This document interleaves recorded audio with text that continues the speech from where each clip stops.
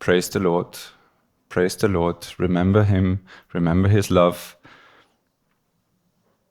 That is the main point, what Guruji says, what everybody says. Do your sadhana and you will be freed from suffering. Because suffering, if we like it or if we don't like it, is just part of this material manifestation, isn't it? In the Bhagavad Gītā, Krishna says, this is dukkhalayam. This is the reality of suffering. Suffering happens.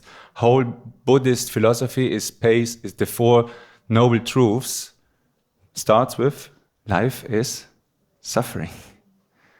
And there is a reason for the suffering, and there is a solution to the suffering. And what is the solution to the suffering? Suffering is part of life. As it is explained, suffering has 3 points. There's 3 sources of suffering. There's the adhyatmic suffering, which is the suffering which comes from your body and mind, which you get ill or you have some mental problems. That's one sort of suffering. Then the adibautic suffering, which is suffering which is inflicted by external influences. People around you, somebody pushes you, you are in dictatorship, you are whatever. Something which is not coming from you, but it's coming from external sources. And then the adidevic, which is basically from nature catastrophes. You're in an earthquake, tsunami or something, suffering happens from those 3 sources, from yourself, from your surrounding, and from natural influences. But something is clear, suffering will happen in your life.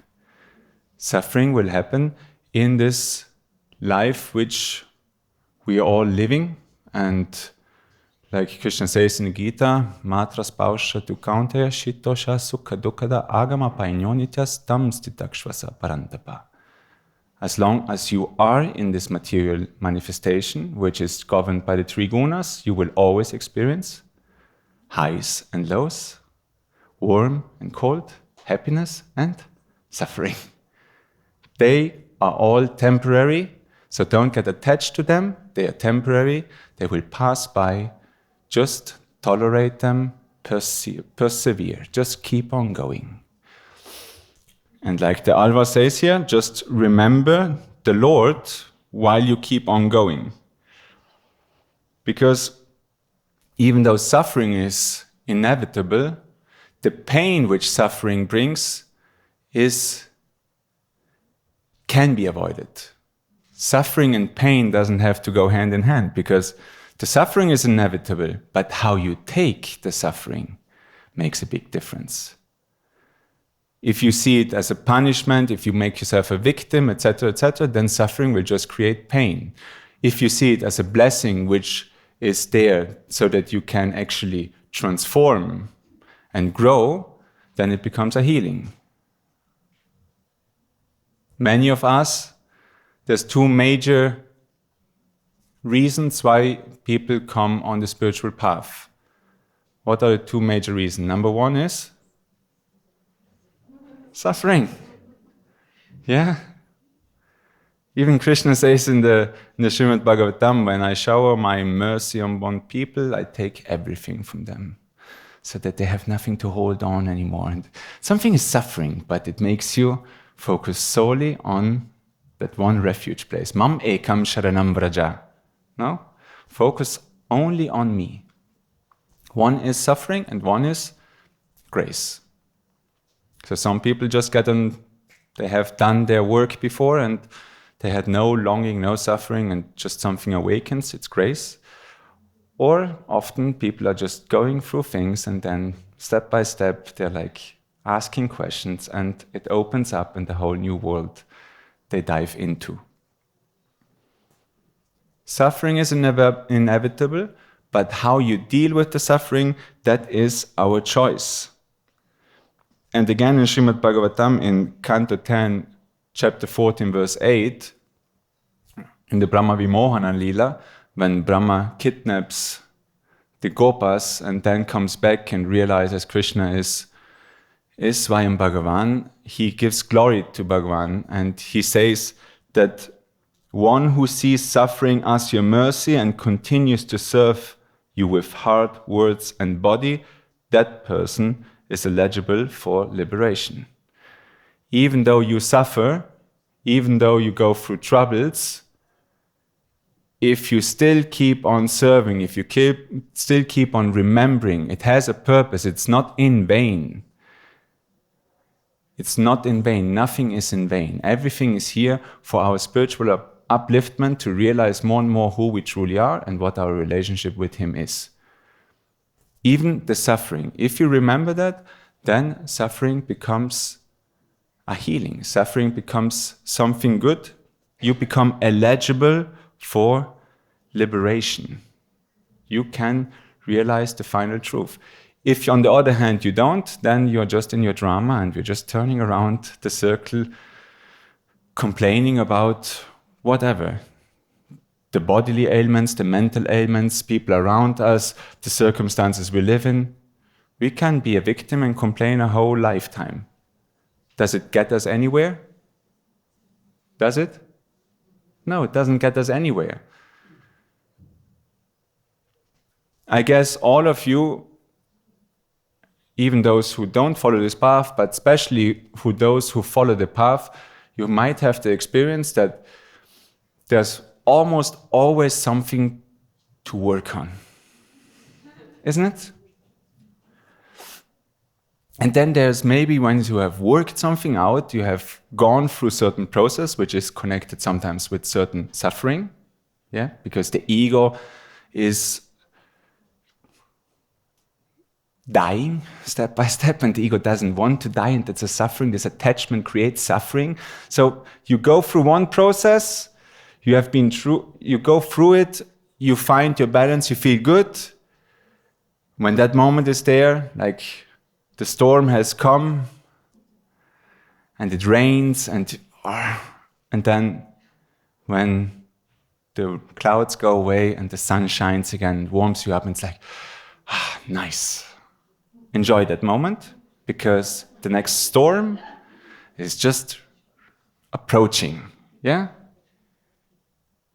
I have seen that in my life, and I see that in many people's life.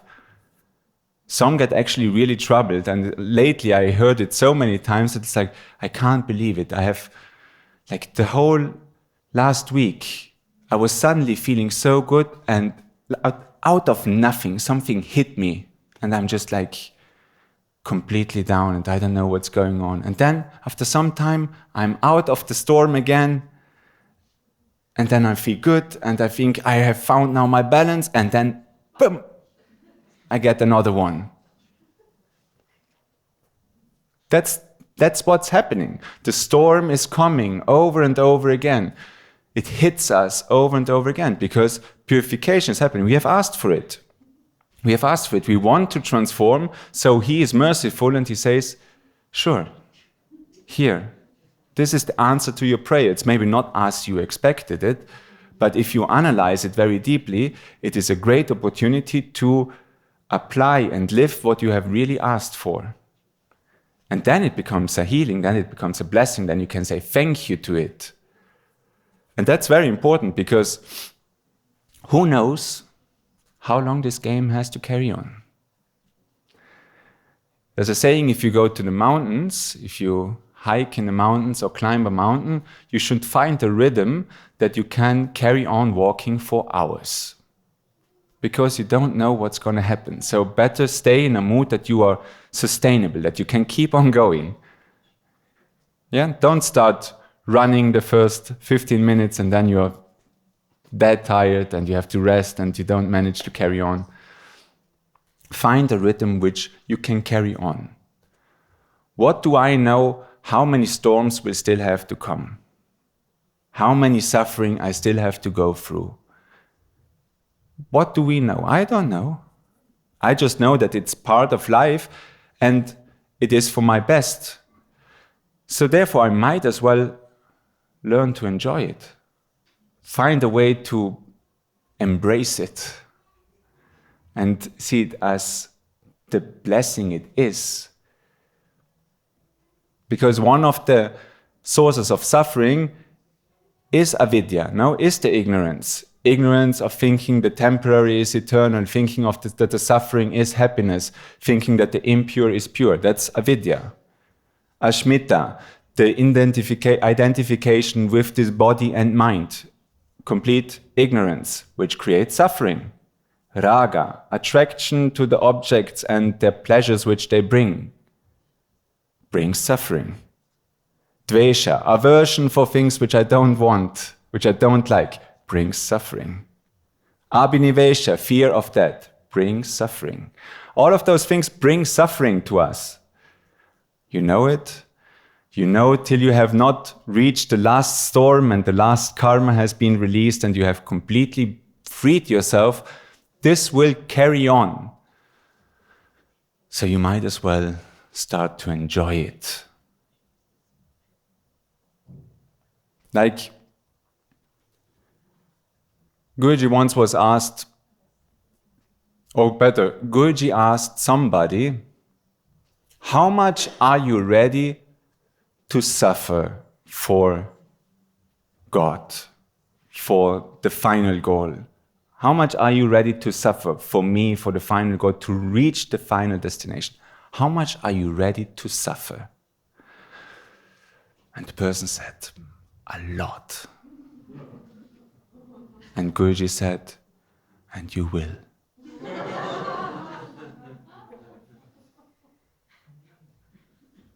And then he asked somebody else, and the other person said, on the question, how much are you ready to suffer? He answered, eternally. And Guruji said, and you won't. You see the difference? If you make a limit to how far can we go?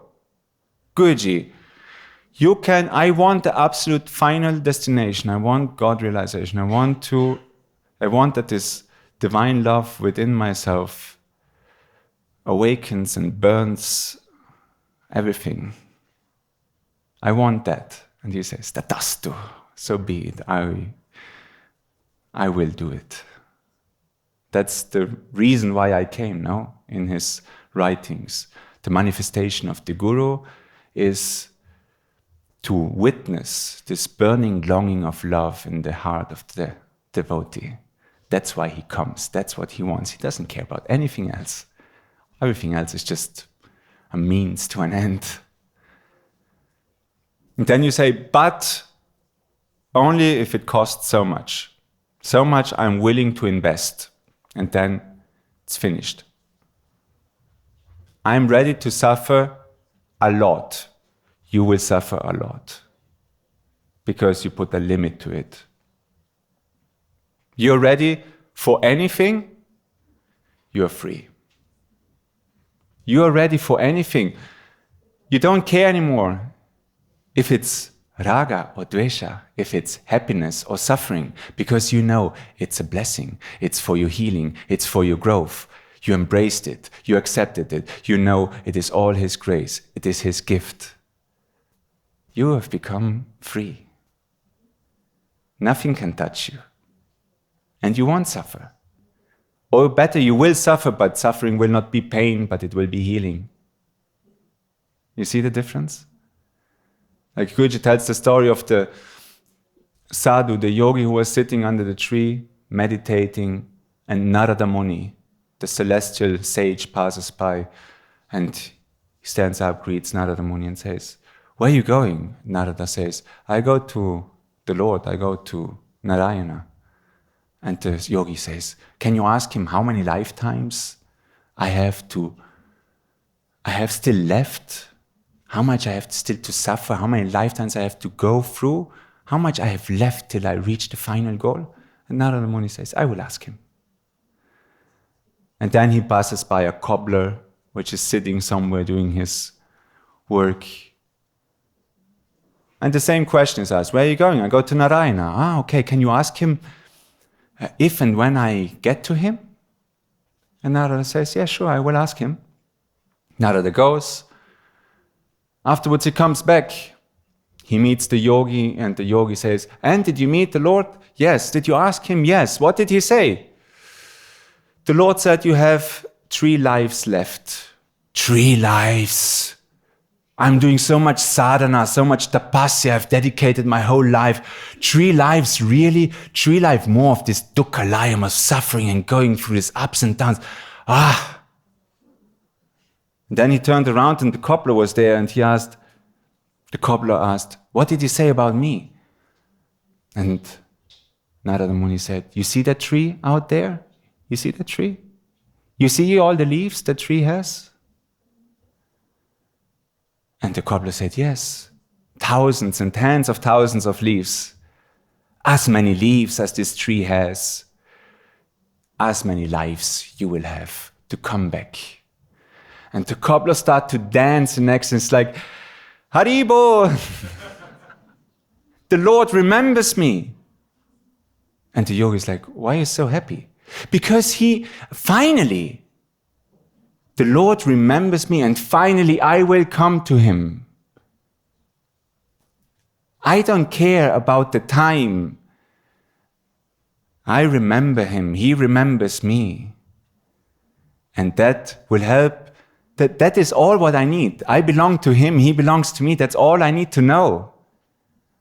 And with that attitude, in that moment right there, he attained the final destination.